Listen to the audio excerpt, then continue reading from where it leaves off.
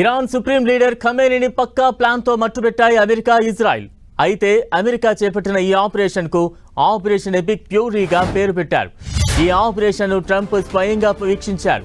అంతా ఆయన కనుసన్నల్లోనే జరిగినట్లు తెలుస్తోంది. అందుకు సంబంధించిన ఓ వీడియోను, కొన్ని ఫోటోలను వైట్ హౌస్ రిలీజ్ చేసింది. అమెరికా అధ్యక్షుడు ట్రంప్ కనుసన్నల్లోనే ఈ తంతంతా జరిగింది. ఓవైపు అమెరికా మాస్టర్ ప్లాన్, మరోవైపు ఇజ్రాయెల్ స్కెచ్తో పక్కా ప్లాన్ వేసి మరీ ఖమేనీని ఖతం చేశాయి ఇజ్రాయెల్, అమెరికా దేశాలు. ఈ ఆపరేషన్ కు అమెరికా ఆపరేషన్ ఎపిక్ ఫ్యూరీగా పేరు పెడితే Iran operation roar of the lion గా పేరు పెట్టింది.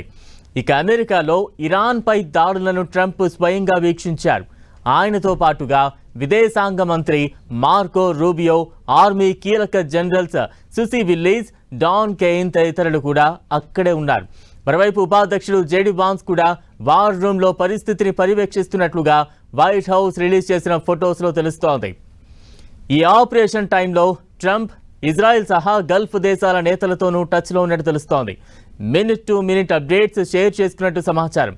అదే సమయంలో అధ్యక్షుడు ట్రంప్ సాహసోపేతమైన చర్యలు తీసుకోవాలని తమను ఆదేశించినట్లు అమెరికా సెంట్రల్ కమాండ్ ప్రకటించింది.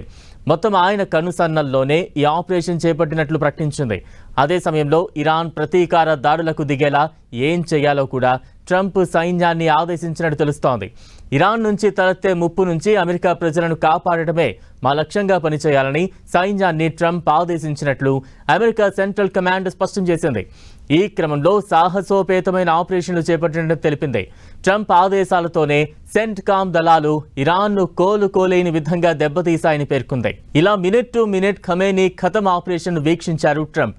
ఇజ్రాయెల్, అమెరికా కలిసి ఈ దాడుల్లో ఇరాన్ సుప్రీం లీడర్ ఖమేనీని ఖతం చేశారు.